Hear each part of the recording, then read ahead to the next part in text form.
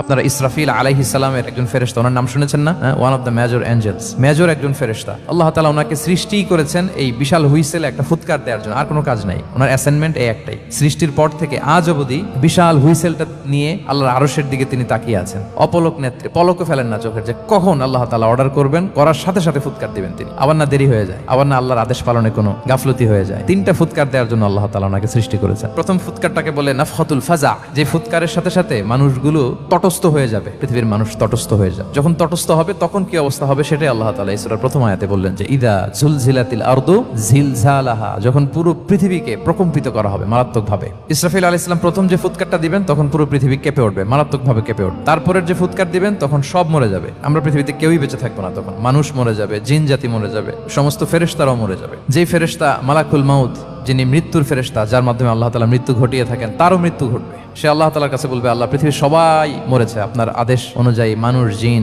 ইবলিস সবাইকে আমি মৃত্যু দিয়েছি, তাদের রূহ কবজ করেছি, এখন কি হবে? আল্লাহ তাআলা বলবেন, এখন তুমি মরবে, মুতিয়া মালাকুল মাউত, এখন তুমি মরো। মালাকুল মাউত তখন মারা যাবে। এত ভয়ঙ্কর একটা চিৎকার দিয়ে মালাকুল মাউত জগৎ থেকে বিদায় নেবে। আল্লাহর হাবিব সাল্লাল্লাহু আলাইহি ওয়াসাল্লাম বলেন, ওই ভয়ঙ্কর চিৎকার যদি পৃথিবীবাসী শুনতে পেত তাহলে আলাদা করে ইসরাফিলের সিঙ্গার ফুৎকার দেওয়ার প্রয়োজন হতো না। প্রতিটা মানুষ তাদের কানের পর্দা ফেটে মুহূর্তেই লাশ হয়ে পড়ে যেত, মালাকুল মাউত মরে যাবে। তখন মহাবিশ্বে আর কেউ থাকবে না একটা সত্তা ছাড়া, তিনি হচ্ছেন অব্যয়, অক্ষয়, অবিনশ্বর, চিরঞ্জীব, শাশ্বত।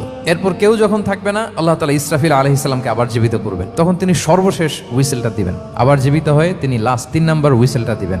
লাস্ট হুইসেলটা যখন দেয়া হবে তখন জমিন থেকে সব মৃত লাশগুলো আবার জীবিত হয়ে দাঁড়াতে শুরু করবে। মিনহা খালাকনাকুম ওয়া ফিহা নুঈদুকুম ওয়া মিনহা নুখরিজুকুম তারাতান উখরা, মাটি থেকে বানিয়েছি, মাটির কবরে তোমাদের পাঠিয়েছি, আবার মাটি থেকে তোমাদের উত্থিত করা, আবার সবাই উঠবে। এই 3টা হুইসেল দেওয়ার জন্য।